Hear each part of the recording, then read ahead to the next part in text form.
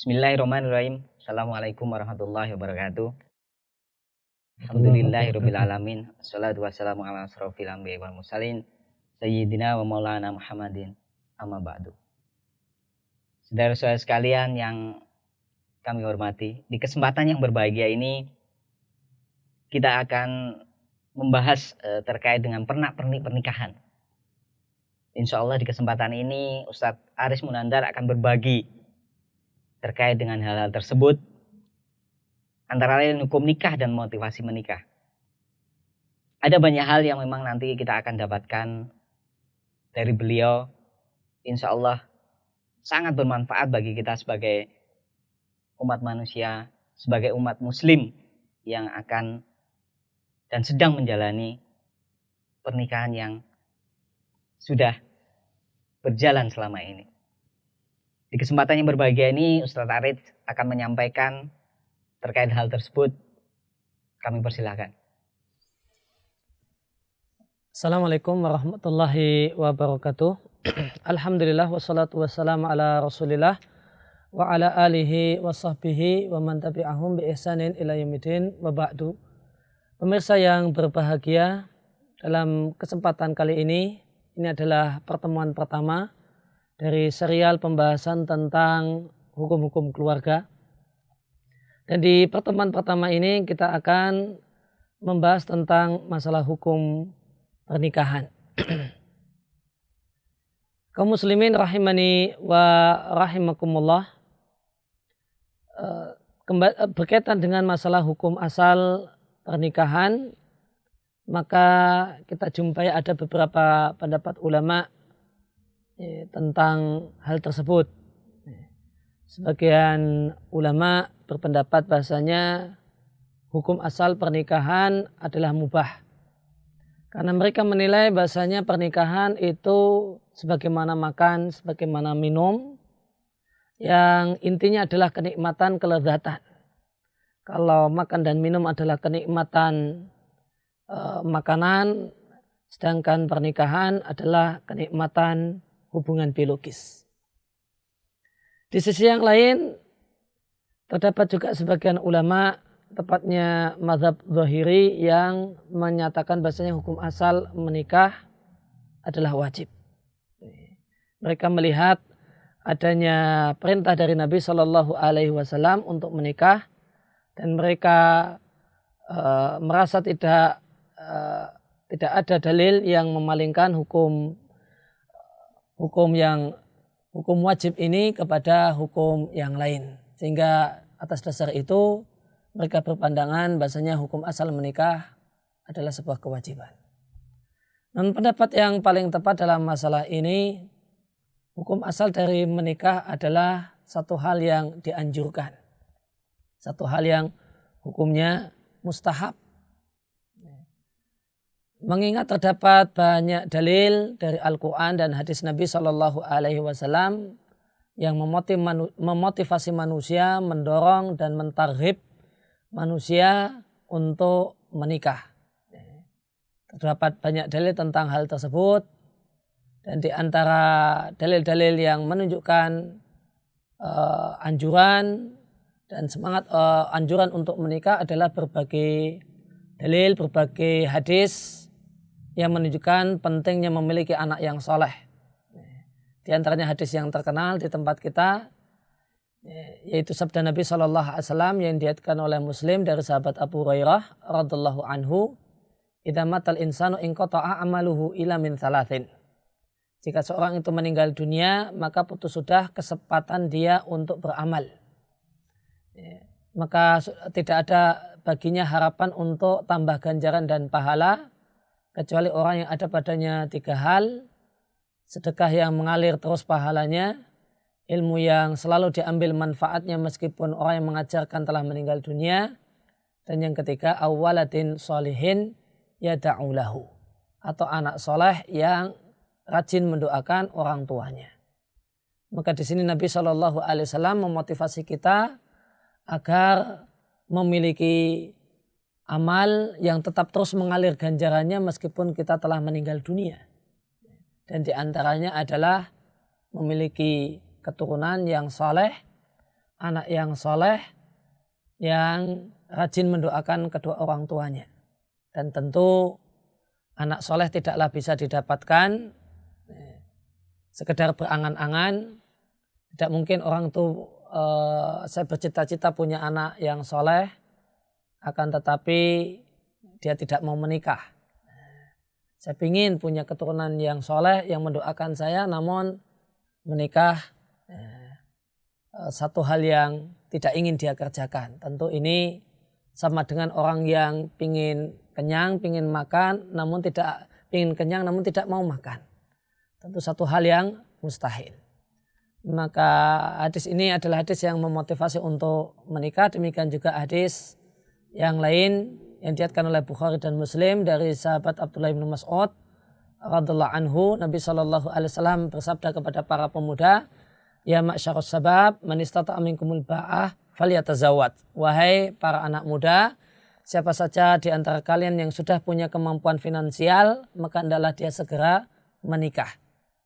Maka Nabi SAW memotivasi para anak muda yang sudah punya penghasilan, meskipun tidak harus punya pekerjaan tetap, namun yang jelas sudah punya pendapatan, maka sudah punya kemampuan finansial untuk menikah, maka hendaklah dia segera untuk menikah. Maka inilah hukum asal dari menikah dalam Islam. Hukum asalnya adalah dianjurkan. Artinya hukum ini bisa berubah menyesuaikan kondisi dan keadaan. Maka menikah bisa menjadi satu hal yang hukumnya wajib manakala seorang itu punya kemampuan finansial untuk segera menikah, dan jika dia menunda-nunda nikah, maka dia dikhawatirkan dia akan terjumus ke dalam hal-hal yang haram. Ekstrimnya adalah zina atau penyimpangan seksual yang lain, rajin onani atau suka melihat gambar-gambar yang porno di televisi atau di internet atau yang lain. Orang yang khawatir jika tidak menikah dia akan melakukan hal-hal semacam ini, dan dia bukanlah tipikal orang yang bisa mengontrol syahwatnya, mengontrol birahinya, padahal dia punya penghasilan, punya uang, maka menikah baginya hukumnya fardu ain. Dia wajib bagi orang semacam itu untuk segera menikah.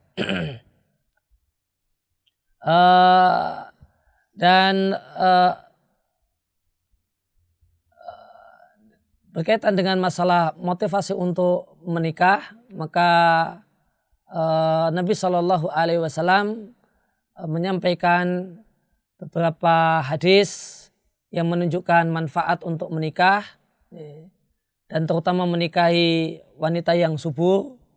Ada salah seorang sahabat yang datang menghadap Nabi SAW dan mengatakan, saya suka dengan seorang perempuan, namun setelah saya teliti, saya dalami, perempuan tersebut perempuan yang mandul. Bolehkah saya menikah dengannya? Maka Nabi SAW mengatakan jangan. Orang tersebut kembali lagi menyampaikan apa yang dia katakan, dan jawaban Nabi untuk kedua kalinya adalah jangan. Kemudian orang tersebut masih saja mendesak Nabi. Dia ingin menikah dengan perempuan yang mandul tadi karena dia sangat mencintainya. Maka Nabi pun mengatakan jangan. Setelah itu Nabi SAW mengatakan, tazawwaju al-wadud al-walud fa inni mukathirum bikumul umam yaumal qiyamah. Hendaklah kalian menikahi wanita yang subur, punya potensi untuk punya anak atau bahkan punya banyak anak. Dan dia adalah al-wadud, seorang wanita yang sayang, yang romantis dengan suaminya. Karena aku akan berbangga-bangga dengan jumlah umatku yang banyak pada hari kiamat nanti. Demikian materi pengantar terkait dengan masalah hukum pernikahan yang mungkin nanti bisa kita dalami lebih lanjut nanti di pembahasan atau tanya jawab,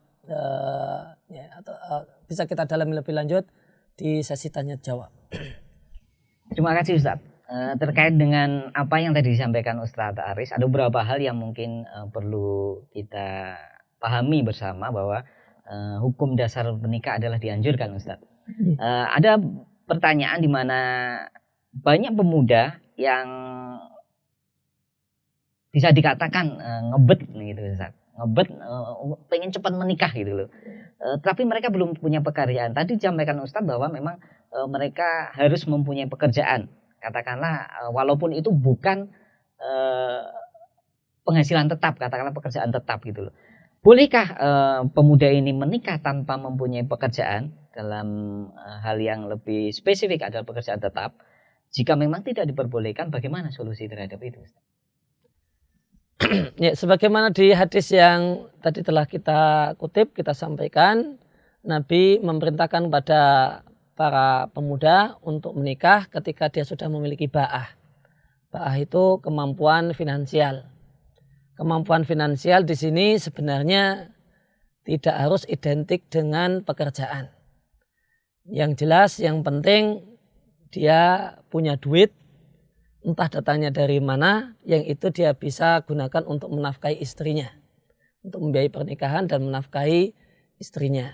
Maka boleh jadi ada orang tua yang baik, orang tua kaya raya, dan takut anaknya terjumus dalam zina, maka menikah itu, kemudian dinikahkan, subsidi masih terus berjalan, sehingga dia bisa menikah dengan subsidi dari orang tua.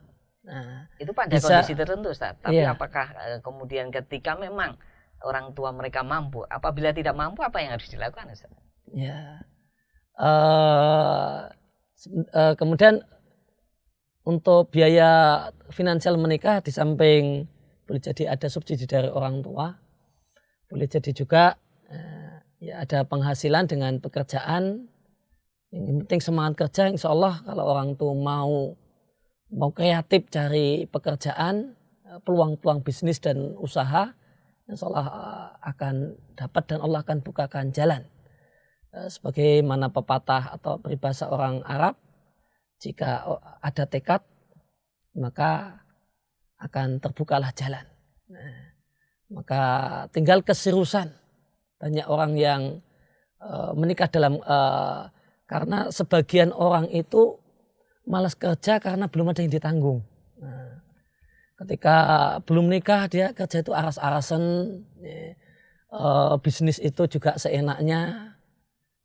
Untuk apa saya harus mempeng-mempeng kerja? Nah, maka dalam sebagian kasus dijumpai ada beberapa anak muda yang menikah tanpa belum punya pekerjaan, namun setelah itu karena ada kewajiban untuk nafkahi anak orang, akhirnya semangatnya bisa menggubu-gubu dan Allah bukakan pintu rezeki untuknya. Okay. Dan ya, seandainya mentok memang tidak ada jalan, ya, maka kewajiban pemuda ini adalah bersabar. Pemirsa yang kami hormati, terkait dengan pernikahan ini ada dua pihak ya, pemuda dan wanita.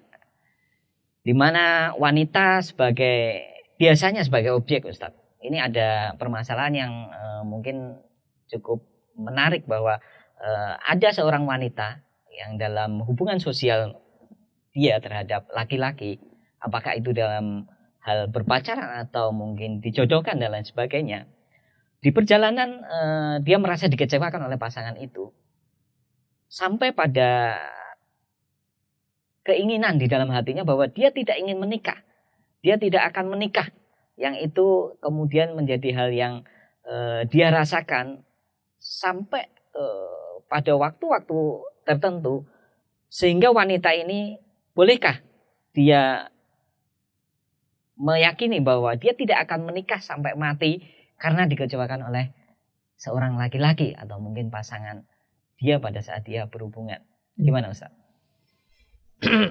Berkaitan dengan pertanyaan yang disampaikan tentang seorang perempuan yang boleh jadi bertekad bulat untuk tidak menikah selamanya atau bahkan sampai bersumpah tidak mau menikah, maka ada beberapa poin jawaban yang ingin kita sampaikan.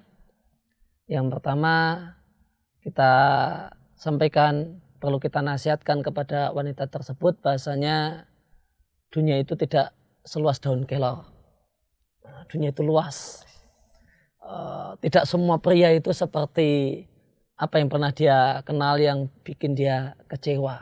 Nah, jangan kemudian gelap mata, kemudian mengeneralisir keadaan. Semua laki-laki brengsek seperti dia. Nah, maka ini adalah sikap yang tidak objektif, sikap yang bukti bahasanya sebagai atau banyak memang karakter perempuan adalah menuruti perasaan, ya.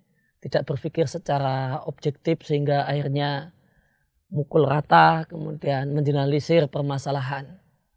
Maka itu satu nasihat yang perlu untuk disampaikan kepada wanita semacam ini. Bahasanya tipikal laki-laki itu beragam, sangat banyak, seluruhnya tidak seperti perempuan atau laki-laki yang pernah dia jumpai. Kemudian yang kedua, berkaitan dengan hukum dari ucapan dan keinginan orang perempuan semacam itu, maka hukum asal pernikahan bagi laki-laki ataupun perempuan adalah mustahab, adalah dianjurkan mengingat banyaknya fadhail, banyaknya nilai-nilai positif yang akan didapatkan oleh baik laki-laki ataupun perempuan ketika dia menikah. Semisal ada di sana ada amal soleh melayani suami, di sana ada amal soleh menyusui anak, di dalam pernikahan itu ada amal soleh dengan berbagai macam kegiatan rumah yang semuanya adalah ladang-ladang pahala bagi seorang wanita. Maka jika seorang itu bertekad bulat untuk tidak menikah selamanya, maka berarti dia tinggalkan ladang-ladang dan sumber-sumber pahala yang demikian besar, yang setiap hari akan dia dapatkan ketika dia berkeluarga.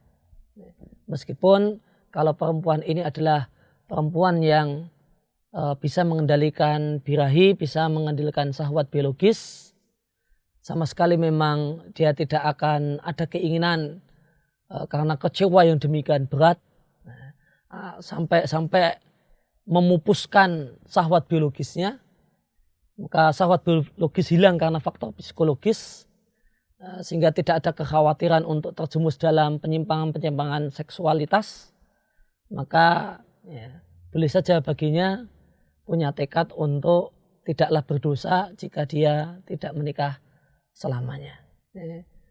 Ditambah lagi terdapat sebuah hadis yang derajatnya hasan. Ada seorang perempuan yang di masa Nabi Shallallahu Alaihi Wasallam disuruh-suruh oleh bapaknya untuk menikah dan dinikahkan, dia tidak mau. Maka Nabi minta kepada sang ayah untuk memanggil anaknya. Setelah di depan Nabi, sang anak perempuan ini bertanya kepada Nabi Shallallahu Alaihi Wasallam, sebelum saya menjawab saya mau bersedia dinikahkan ataukah tidak, tolong jelaskan kepadaku apa kewajiban istri yang menjadi hak seorang suami. Maka setelah Nabi jelaskan, kemudian perempuan tadi mengatakan, demi Allah jika demikian saya tidak akan menikah selamanya. Dan Nabi Shallallahu Alaihi Wasallam tidak mengingkari dan tidak menyalahkan dan tidak memarahi perempuan tadi, namun membiarkannya dengan apa yang dia katakan. Maka ini menunjukkan kalau dia tidak berdosa. Menyambung tadi yang Ustaz terkait dengan hukum asal nikah yang disampaikan Ustaz tadi, dianjurkan gitu loh. Lantas kapankah pernikahan itu dihukumi sebagai makruh atau haram itu Ustaz? Pernikahan itu menjadi satu hal yang hukumnya makruh atau satu hal yang hukumnya haram. Ketika pernikahan bisa menjadi hukumnya adalah haram ketika seorang laki-laki misalnya tujuan dari dia menikah adalah sekedar dia ingin dengan menikah itu menyakiti orang lain, menzalimi orang lain. Karena boleh jadi ada penyimpangan seksual yang dia miliki, dia mendapatkan kepuasan seksual kalau ya istilahnya menzalimi istrinya, itu malah mendapatkan kepuasan seksual. Dan ini zalim dengan orang lain. Nah, tentu kezaliman adalah satu hal yang terlarang. La dharara wa la dirara, demikian Nabi sampaikan. tidak boleh melakukan hal-hal yang memberikan madarat dan menyulitkan orang lain, menyakiti orang lain, mendolimi orang lain. Atau boleh jadi seorang itu menikah, semisal dia dulu pernah punya istri, kemudian dia cerai, dan istrinya itu dia lamar lagi, karena tujuannya sekedar ingin menyengsarakan istrinya. Maka supaya tidak kemudian pindah kepada orang lain, ya, dan setelah dia menikah dia pun tidak akan mempergauli istrinya ini dengan baik, berlaku kasar dan ya boleh jadi isi rumah tangganya adalah KDRT, kekerasan dalam rumah tangga, ditempeleng, di ini. Maka jika tujuan menikah semacam itu, maka pernikahan adalah satu hal yang haram. Kemudian pernikahan adalah satu hal yang makruh, manakala seorang itu mengetahui dirinya itu tidak bisa memenuhi kewajiban biologis. Dia tidak punya kemampuan untuk memenuhi kondisi biologis istri, dan ini tidak dia ceritakan di depan. Bagaimanakah kondisinya? Akhirnya dia diterima oleh seorang perempuan. Maka akhirnya terjadilah pernikahan, terjadilah akad nikah, dan dia tidak bisa menjalankan fungsinya sebagai seorang suami di tempat tidur sebagaimana mestinya. Maka menikah bagi laki-laki semacam ini hukumnya makruh. Kemudian terkait dengan motivasi menikah tadi Ustadz, ada banyak orang yang kemudian dia mengalami penurunan motivasi dalam rangka membangun kepercayaan itu. Bagaimana seorang pemuda kemudian dia percaya diri untuk bagaimana dia meyakinkan banyak pihak, baik itu dari sisi keluarga pihak pasangannya atau mungkin pihak-pihak lain, sehingga dia kemudian termotivasi betul untuk bagaimana dia menjalani ini sesuai dengan syariat Islam. Ya, sering di antara kendala orang itu ingin menikah adalah boleh jadi masih dianggap anak kecil sama orang tua, atau dianggap belum punya penghasilan dan semacam itu. Maka padahal boleh jadi dia sudah termotivasi, mampu. Maka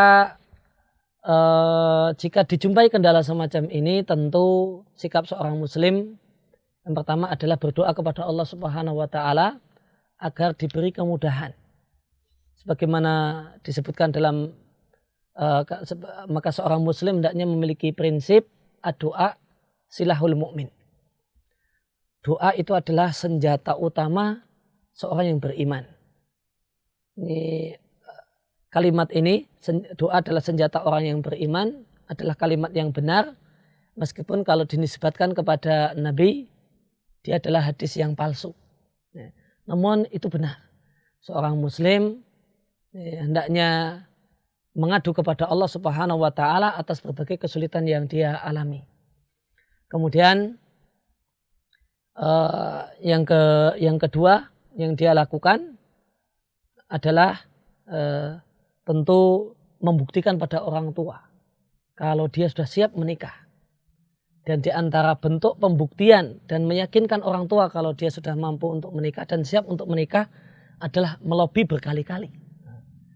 Terus ngomong dengan berulang kali. Dan yang ketiga dia buktikan secara realita dengan dia pun bekerja, punya penghasilan, punya uang, dan dia yakinkan orang tuanya kalau setelah saya menikah saya tidak akan mengganggu keuangan bapak dan ibu. Istri saya tanggung jawab saya. Percayalah, saya mampu. Maka dengan terus-menerus melobi dan menyampaikan kalimat-kalimat yang tegas, bahasanya dia akan bisa ngurusi istrinya dengan baik, insya Allah orang tua akan memberikan kemudahan. Pemirsa yang kami hormati, di kesempatan yang berbahagia ini saya ingin Ustadz memberikan tips terkait dengan pernikahan ini, terutama bagi pemuda-pemuda atau pemudi-pemudi, bagaimana mereka mempersiapkan ini untuk masa depan mereka? Silakan Ustaz.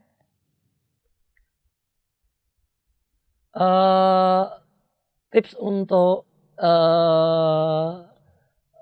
tips seperti apa yang sebenarnya dimaksudkan? Terkait dengan bagaimana seorang pemuda Ya. atau mungkin seorang wanita untuk kemudian membangun kepercayaan mereka bahwasanya pernikahan menjadi solusi terbaik bagi mereka dibandingkan dengan beberapa hal yang dilakukan oleh banyak orang terkait dengan pacaran dan lain sebagainya, yang itu secara hukum syariat Islam tidak diperbolehkan. Bagaimana Ustaz untuk menghindari hal yang seperti itu sehingga mereka semua terhindar dari apa yang diharamkan oleh syariat Islam?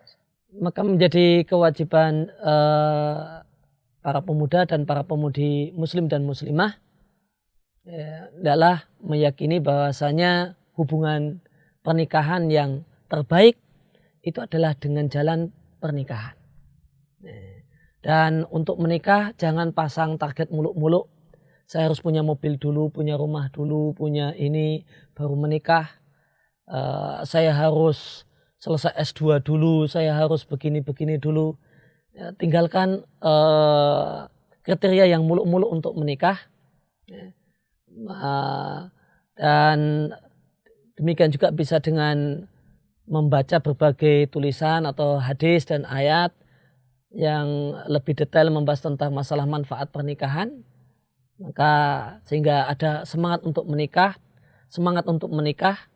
dan bukannya semangat untuk pacaran.